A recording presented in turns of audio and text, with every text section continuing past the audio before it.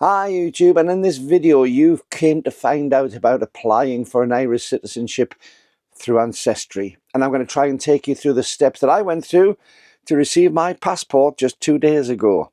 It was a long journey, it's been an interesting journey, so watch me as I take you through every step that I went to get myself my Irish citizenship and my Irish passport so that I can go off and explore the world as an Irishman, but also I can go back to the home country as a proper Irish citizen too. So keep watching. Now, my name is Brian White, although you might see me on some of my other channels as Brian James, because I'm a professional entertainer. I've sung in various parts of the world, all over the place, and I use my stage name of Brian James. But my real name is Brian White, which is what I'm going to be using on this video, but either will do. So I'm going to take you through every step I went on. So you've got to keep on watching to keep on finding out what happens next, because each step in this journey is frustrating, but it's essential, and you need to get everything in the right order. So please keep on watching as we go through to find out exactly what I went through to become an Irish citizen and get my Irish passport. Now, I've got a whole lot of notes down here, so it may be worth keeping this video, tagging this video, give it a little bit of a like if you would, and go into your watch like list so you can get back to it. But also, if you want to share it to other people, you're more than welcome to. Please do. I'd be very happy with that. But give it a thumbs up, as I say, that will get it into the liked list. So you can look on your watched videos and it'll take you straight back to the liked ones, and you can see this every time. And if you fancy giving me a subscribe, you're more than welcome to. Now, the other thing is on this, you'll find that there's a little buy me a coffee below. If you found this information useful at all, buy me a coffee, please. It helps keep this channel going. I don't do many videos on this, but this is on my path to Paphos. It's part of my journey to emigrating from the UK to Paphos. So let's make a start and have a look at the very first thing that I did to get onto this. Well, first of all, I've got a list down here. We need to work out what sort of citizenships we have, because there are various different ways to become a citizen of a foreign country, and each country has its own little different ways of working. You can be a citizen through naturalization, so you could be living in a country for quite a while and hit certain yardsticks which allow you to apply for naturalization. You could be a citizen through investment. You could take a lot of investment, or you could start businesses in a country which is beneficial to their economy, and that will get you in. We've obviously got people who are born there. We've got birth. So if you were born on the island of Ireland, then you become an Irish citizen. It's as simple as that. You are a citizen at birth. Now, I wasn't born on Ireland, but I have ancestral ties, because my ancestors, close ancestors, were born on Ireland, and that gives me the opportunity to be birthed by ancestry. So it's a type of birth citizenship, but it's by ancestry. And there's lots of other ways to do it. I'm not going to go into them all here. But the important thing on this video is this is about birth by ancestry, citizenship through ancestry. So I was born in the UK. I was born in the northeast of England, just beside Newcastle. But my grandmother was born in County Mayo. She was born at Castlebar in County Mayo. And that made her an Irish citizen. An Irish citizen in this case, by the way, is anyone born on the island of Ireland. So whether it's Northern Ireland or area itself, it doesn't matter. If you were born on the island of Ireland, the area government, the Irish government, will accept you as an Irish citizen outright. Now, I've got lots of notes to say, so I'm going to keep on referring back to these. But we'll come back to that being a citizen through the ancestry a little bit later in this journey, because it does make a difference, and as a surprise halfway through, I may shock you if you're just at the start of this journey. But let's get on to the first point. Get your details sorted. Do your ancestral. Talk to family. Find out what you can. Find out birth dates. Find out birthplaces. Without that information together, you're going to find it's a big struggle trying to get through. So the important thing is get as much information as you can. Now, first of all, this only goes back as far as grandparents. You cannot, as far as I've been able to find out, and everything I'm telling you about this is my journey. I'm not guaranteeing anything on this. This has been my journey on it. So I can only speak for that. But every piece of information I'm telling you, I've tried to research the best as I could. So if it is slightly incorrect, please let me know in the notes below. But this is every bit of information I've been able to qualify and quantify. And this is from my story. So yes, great-grandparents no longer count. There was a court case, I think in about 2005, because previously you could still get in on a great-grandparent as an Irish citizen. I believe around about 2005 there was a major change, and there was a major change in the Irish immigration laws which precluded that. So for citizenship through ancestry, we're looking towards parents and grandparents, whichever one. You can get in on just one grandparent. It doesn't have to be all of them. So any parent or grandparent who was born on the island of Ireland. There's some times and dates and things pertinent, but if you're my sort of age, or anybody born before about 2005, this applies to you. If you're born after 2005, double check, because there are changes in the legislation which will affect you. Now, once you've got your details sorted, you've verified as much as possible, you need to then start getting certificates. So the second stage of this, after the first stage being getting your details, the second stage is to get your certificates all sorted out. Do this before you ever try applying, because this can be an uphill struggle in itself. Now, when we're talking about certificates, we are looking at birth, marriage, divorce, and death certificates. And hopefully, in your case, it'll be birth, maybe marriage, but certainly not the death one. It's a bit of a waste of time applying for the citizenship if you've already got a death certificate. So you're looking for your grandparents' birth, marriage, and death, and divorce as well if they were divorced in that time, if they are deceased. Parents' birth, marriage, divorce, and death certificates if they are deceased. If they're not deceased, you obviously don't need that, because it's all part of this history that's going on. And you also need your own. And these need to be the official certificates. It says original certificates. Now, we're not about original. They're not on about the thing which was issued to you a few days after you were born, although it could be that form. I'm 63. I was born in 1961. I have my original birth certificate from September time, September 1961. I still have that. But that is an original birth certificate. But also what counts as an original birth certificate is if you have had a government reissue certified birth certificate. And not the short one, because there are quite a few countries, UK included, will do a long certificate which has all the details on, but they'll also do a short certificate which has next to nothing on. It's there purely for handout. It must be the long form certificate. So you need a certified original copy of the correct certificate. Now, these can be ordered online from your government. I'm talking about being in the UK here, but this is the same wherever you are in the world. So if you're trying to apply for an Irish passport wherever you are and wherever you were born, these are the information you need. Now, the key to me starting my journey off was my grandmother. My grandmother was born at Castlebar, but there was uncertainty. My great-grandfather was in the British Army. My great-grandmother was from County Mayo, and the older children were all born in Ireland. The ones younger than my grandmother were all born at Aldershot. And there was consternation in the family as to whether my grandmother was actually born in Ireland or born at Aldershot. So what I did is I took a guess. I took an experimental guess. I knew her date of birth. I knew where she would have been born, which was Castlebar. And I knew her full name and details. So I took a chance and sent €20 off and applied for an official copy of her birth certificate from the Irish government records. Without that, that was my key. If I didn't have that, none of this could have happened. So a few weeks later, you can guess my joy when I received an Irish birth certificate for my grandmother. My grandmother's birth was in Ireland, at Castlebar, and that was the key factor in this. That then prompted me to get together as many certificates as I could, but I don't have all the birth certificates. I don't have all the marriage and death certificates. Some of those are shared out throughout the family. And also, it's a bit scary. You're going to be sending such an important document off. So what I did is I got onto the UK government site. It costs about £20 a certificate, so it's not cheap. But there again, how much do you want your citizenship? So I sent off and I got birth certificate. Well, I've got my grandmother's birth certificate, but I got her marriage certificate and her death certificate. I got my mother's birth, marriage, and death certificate. And I also applied for reissue copies of my own birth certificate, my own marriage certificate. Obviously not a death certificate, because I wouldn't be doing this video if that was the case. So I got copies, official copies from the government, which are certified originals. So you can do that. I got all of those together before I started the process. So the next stage in the process, stage number 4, is having a look and seeing what we have to do. Well, what we have to do is we have to get on the Foreign Birth Register.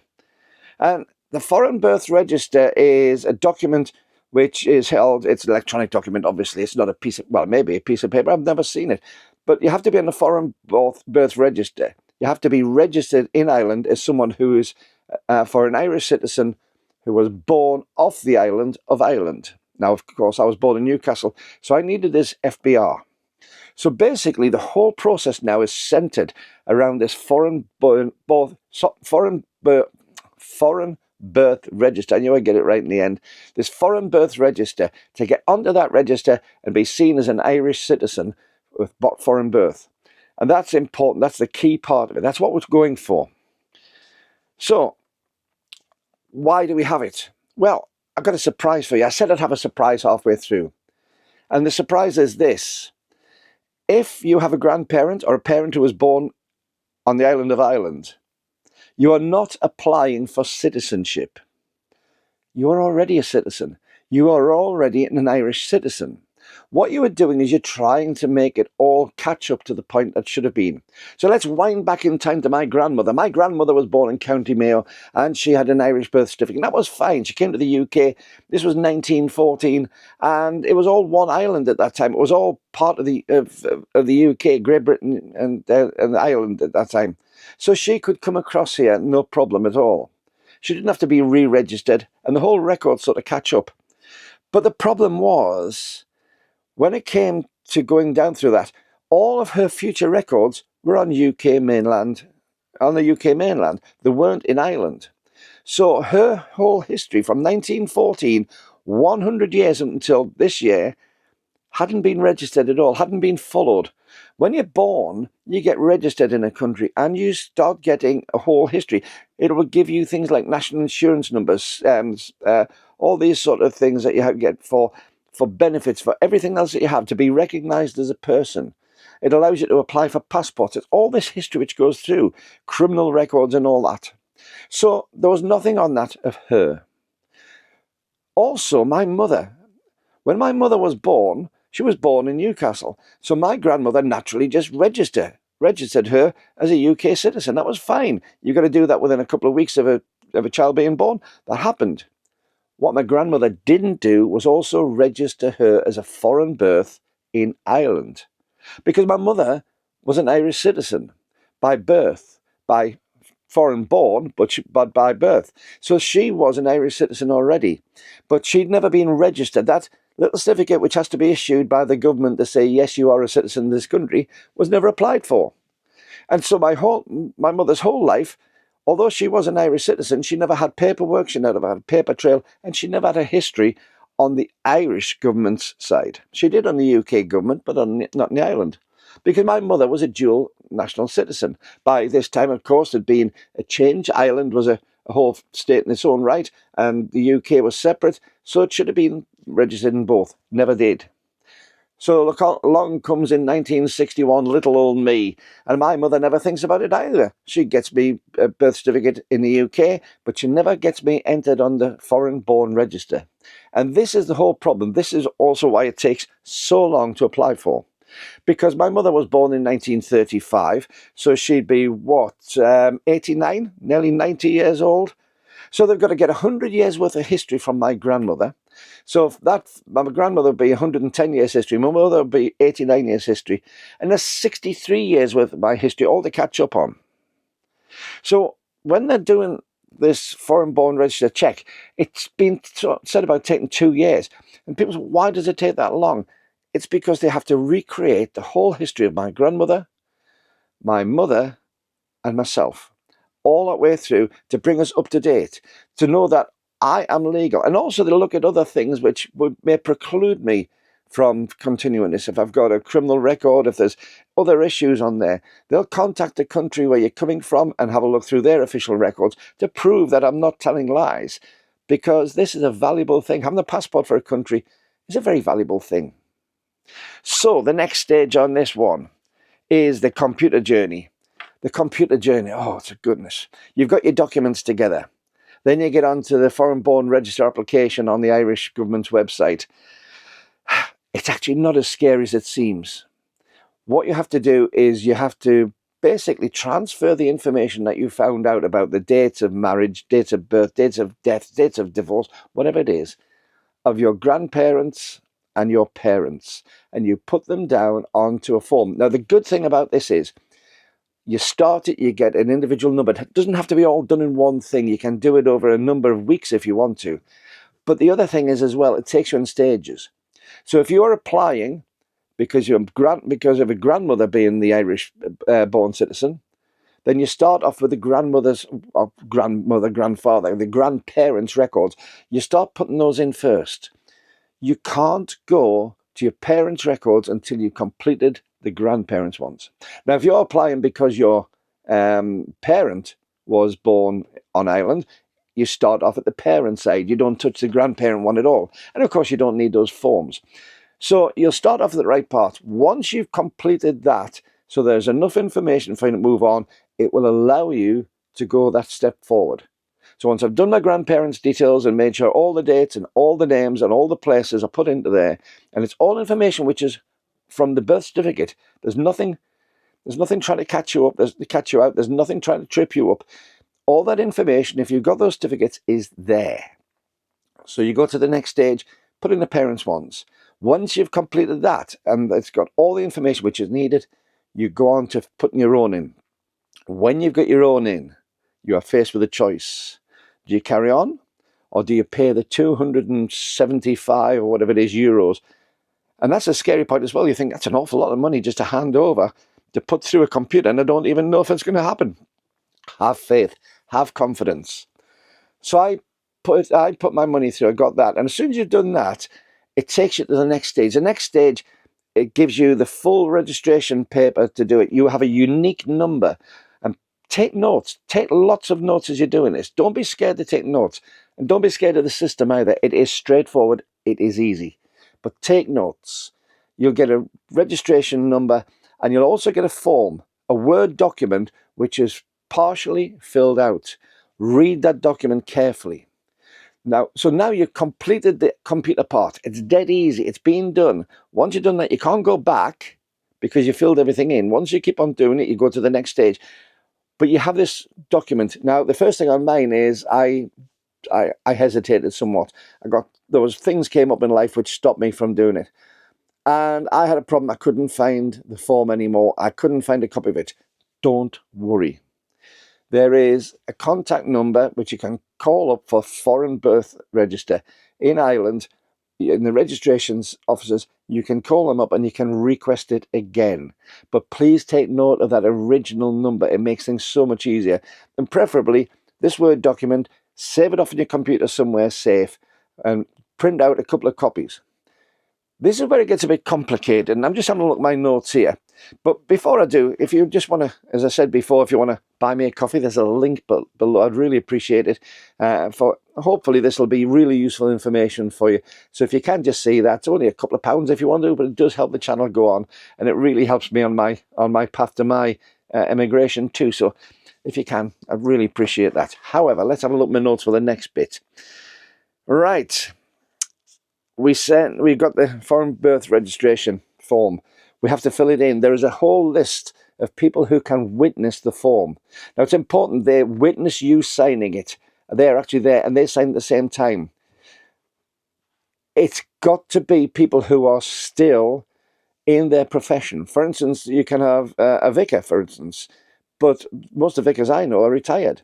I know a lot of retired vicars, but I knew very few who were still practicing, who'd known me a long enough time to be able to certify that.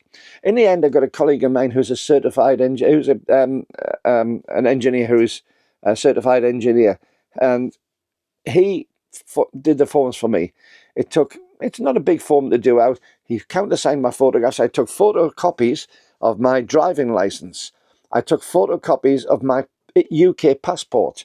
I took photocopies of all sorts of things, and he signed on the back of all of those, putting the date, the time. He didn't have a company stamp, so he gave me a business card and a sheet of headed paper from his organisation, and he signed on the back of those as certifying it. Now, it's important also that they have a landline number. If they are outside Ireland, they have to have a landline number, not a mobile number, they can be contacted on. And the FBR office will contact these people. They will talk to them. They will ask questions to certify that what they said is correct. So it is important that they can be contacted easily. So if you've got somebody who's traveling around the place and they're not able to answer a landline phone, don't put them down. It's just not worth it. You need somebody. Now, when it came to my passport a little bit later on, I actually used my accountants. I've got some chartered accountants, and my accountants actually did that. But of course, they're on the end of a landline almost all the time, so it was easy for that. But make sure that the person you get to witness it is available on a landline number to be called up at any time. Working hours, of course. Now, the other thing is as well on this one, all the forms that I put in, I got the photocopies of the forms countersigned. The certificates that you have cannot be photocopies. They must be certified original or certified original copies. And this is where the confusion comes in. A copy is okay, but it must be a certified copy by the issuing authority. So you could take a photocopy of your birth certificate, that's not good enough, but a certified original copy can be. A lot of confusion over that. Don't worry about it, so long as it's one that you've got from one of the original authorities, you can send it. So I put all those together. You've also got to get some photographs, and 2 of those photographs have to, again, be certified by a witness as being good likenesses of you. They have to be passport-style photographs, and they have to be identical. So it's no good getting 4 different ones with silly smiles on. They have to be proper certified type passport photos. And the easiest place for those, I found, is just go down to the local supermarket. They usually got one of those little photo booths. Go in there, tell us for a passport, and you can get that. And usually get an electronic copy as well these days, which can have emailed to you, and it's useful for all sorts of things. It doesn't cost a great deal of money. Put the whole lot in. You've already paid for the FBR application, so put them all into a good envelope. Tape the envelope down so they can't accidentally split, and then send it to the address on the form. Make sure all the forms are included, including the face sheet and everything like that. Make sure all the boxes are filled in, because it will be returned to you. If you don't do everything right, they will just return the whole lot and tell you to start again, and the process starts from the beginning. So make sure you got all that. Send it off as a recorded mail. And I did mine in November 2023. And last week in November 2023, and I sent it off, recorded on that, and waited, and waited. And then, in the first week in December, 12th of December it was, 2023, I was across in Cyprus, enjoying myself in the sunshine, and I got an email from the Foreign Board Registry Office to say that they'd received my forms. So the process started. And then nothing. Nothing at all. Now, on the website, when I first started, did say that it was up to a 2-year wait. That's how long, yes, seriously, 2 years before this process was done. And that's because when the UK came out of Europe, out of the EU, there were so many people applying for this, it just went mad. And of course, then we got COVID come on, and all the problems associated with bureaucracy shutting down and working from home, that it became a 2-year process. However, earlier on this year, I was looking on one of these sites, one of the sites on Facebook, as it happens. I was looking on there, and somebody had said that it was down to 9 months.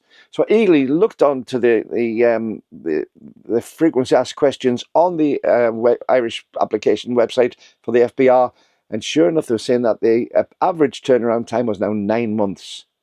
So how long was mine going to take? When it started, it said about 2 years. It was down to 9 months now. So I started wondering. And the problem is, you can't apply to find out where it is. You can't track it through. It's logged there last December, but there's nothing you can do to find out where you are in the process. It's going on. It could be sitting in a pile on someone's desk. It could be actively being researched. It could be partially of either. So the next sign for me was to start really looking at what's happening. 9 months. 9 months from December. What does that take it? End of August, beginning of September. Did they take it from when I first sent it, or when they sent that email out to me? And I got to 9 months, and the anxiety became too much. How do you know when it's done? Do you suddenly get something through the door? Well, what they do is they'll send you an email. They'll send you an email to confirm that it was still your email address. that your address itself hadn't changed, and they'll tell you whether you've been successful or not. And remember, this is confirming you're an Irish citizen.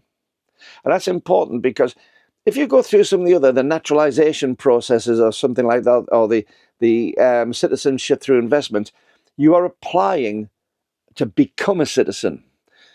That's the ones you'll go through all the citizenship sort of ceremonies, and you have to learn a little bit of Gaelic and things like that. This isn't the case for you. You're already a citizen. You're confirming your citizenship. So you don't have to do all that. It's a huge expense as well, and you don't have to do all that. But the problem is, it's still on tenterhooks. They could still turn you down. There are lots of reasons it could turn you down on these things. It could be because of criminal records. It could be all sorts of things. So you're still on tenterhooks on that. And I waited, and I waited, and I waited, and it got into October, and I waited. And eventually, towards the end of October, an email came through, and it just said, congratulations. I got an email you could tell it because it got the .ie extension on the address, and it came through, congratulations. It gave me an Irish foreign-born registered number. It gave me effectively my confirmation of citizenship, and it said that it would be coming through, my form and all my details would be coming back to me very, very soon through the post, within about 10 days. But I would need to be there to sign for it. It's a signed for envelope. So I sat there. I had a look and tried to work out how to get the passport. I couldn't quite understand how. So I just waited for these forms to come back, and eventually, about a week later, I got the envelope, went down, duly signed for it, got the envelope with my wonderful blue FBR form in there, my foreign-born registration, and the confirmation, and a lovely letter welcoming me to Ireland and confirming that I was an Irish citizen and that I was on and registered on the foreign-born registration. Now, I've got another experiment coming through at the moment, because my sister is in the process of starting this. And remember when I said that, why it takes so long? Because I have to build up my grandparents' details, my parents' details, and my own. Well, my sister's a little bit younger than me, but what we're going to do is we're going to do a little experiment. And if I get the chance later on, if there is a difference, I'll report back to it on this channel. But we're wondering, because they've already got the details confirmed of my grandmother and my mother, maybe it may be a faster process. If you know, let me know, because I'd really be interested. So I'm now an Irish citizen confirmed, but I still can't travel as one. I want to go to Cyprus. I also want to go to Ireland. I don't need it to go from the UK to Ireland. I don't need to show passports technically. However, to go to Europe and be as an EU citizen, which is what I'm going to do in Cyprus, I need that Irish passport. So I immediately got on to the passport application site, and there are two ways to do the passports. One is a first-time issue, which is what this is. The other one is for renewal. So this is a first-time passport application. And very much like going for the FBR, there's online forms you have to fill in. It is straightforward. You can't get it wrong. It guides you through, and you can't go to the next bit until you correctly complete the bit before. But again, you need those details. You need some of those details that you're going to put on. You need your birth certificate, your original UK, in my case, birth certificate. Because you're not living in Ireland, you can get away with copies of things like your passport and your driving license, because you need a driving license too if you have one, but you need those sort of things. And again, they can be certified. So you can take photocopies of your passport and your driving license, and it needs certified by a witness on the back. If you're in Ireland, then it's different. But because I live in the UK still, I could get that certified. And again, it's from that same list, that restrictive list of people. And again, they have to have a UK, where we had the problems a little bit later, a UK landline, a landline number, a UK landline, a landline number for whichever country you're in, and they have to be, during the Irish working hours, available to answer questions on the phone.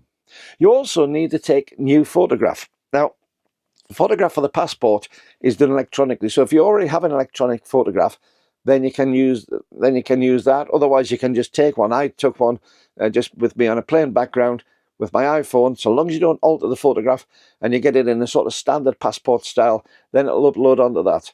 The important part is it cannot be the ones that you used for the foreign-born register. The reason is because it's got to be newer than 6 months old. You can't have passport photos which are older than 6 months. So therefore, to get these, you have to have passport photos which are less than 6 months old. So it's easy just to take a new one. So I did that, uploaded that, and then similar sort of thing, you pay for it. And there's 2 different passports you can get. You can go for the standard, well, it's actually 3 different passports you can get, I'll be honest. You can go for the standard passport, the book type passport, and that's great. That costs about, I think about 80, 85 euros, something like that. You can go for the passport with the electronic card type passport, the new electronic biometric card, which is like a credit card but acts as your passport, and that will take you about 100 euros. But also you can go, if you're a frequent traveller, you can get the larger book passport, which got a lot more pages in for the stamps, and that's about 125 euros, something like that. Now, again, you'll get a form which will be printed out, which has barcodes on. You are able to track your progress on this one. And again, that needs to be witnessed. And all the other bits and pieces need to be witnessed or original forms. So once again, because I got my forms back from my FBR, I put them in. And I put the wrong form in though. I put my marriage certificate and not my birth certificate. And I realised as soon as I sent it off, nice recorded delivery, sent it off back to Ireland, and I realised. So I give them a quick ring. They were wonderful. If you do have to talk to the people at on the passport office, they really are helpful. But I had to do a resubmission of just that one form. So I sent, they give me another way of logging on. You log on through again. It's a different number. And I just sent that off. That was great. And I was due to have this on the 16th of November. It tells you when you do the tracking online when it's being processed. And the 16th of November came along and I had an email. Wonderful. No, they couldn't do it. They got to the point of doing this and they'd found that my witness had a mobile number, and it didn't matter what it was, they couldn't use that. They weren't allowed to use that mobile number. So I had to then do another complete resubmission. Now they already had my documents. I had to do another complete resubmission of the online, but with a new number which was issued on that, and a new complete form to be filled in, and I had to give all the documents again because they couldn't accept the witness documents from a previous one. So all the ones that he'd written on the back to witness had to be done again. So it was a photocopy of my driving license, photocopy of my passport, and I had to have that witnessed by another authority, which in this case my accountant, and I sent it through. And I sent that through a few days after the 16th, about the 20th, something like that, 20th of November. And on the 23rd of December, I got my passport. So after all that, that's a complete, from beginning to end process, took in reality about a year. The biggest part of it was trying to get the right, wasting time was trying to get the right people to sign. That actually took me more time than it should have. So if you can think about those first, then it's worth it. But it took me about a year from beginning to end, from me applying for my foreign-born registration to becoming a fully passported, full Irish citizen. So I hope this video has been useful for you. If it has, please let me drop a note in the comments. I love reading people's comments. And if there's something I can help you on in that, then please let me know. This is not a conclusive list. As I said at the beginning, this is my experience. There will be variations on this, no doubt. But this was my experience with it. People have asked me how long it takes. Well, again, about 12 months from beginning to end now. But it varies. That time may come, that passport search time, that FBR search time may come down in time. We don't know. I really don't know. But I hope this has been useful for you. If it has been useful, as I said, drop me a comment. Just let me know it's been useful. If it hasn't been useful, still give me a thumbs up if you would, because it helps the channel. And if you want to look at any of the other videos on my path to Paphos, because that's where I'm moving to, then please feel free to. You'll find a couple of links either side of here, which are giving you links to other videos in this. But until the next time, this is Brian saying, best of luck on your application for your foreign-born registration. Best of luck on applying for your passport. And best of luck on enjoying being an Irish citizen. Bye-bye.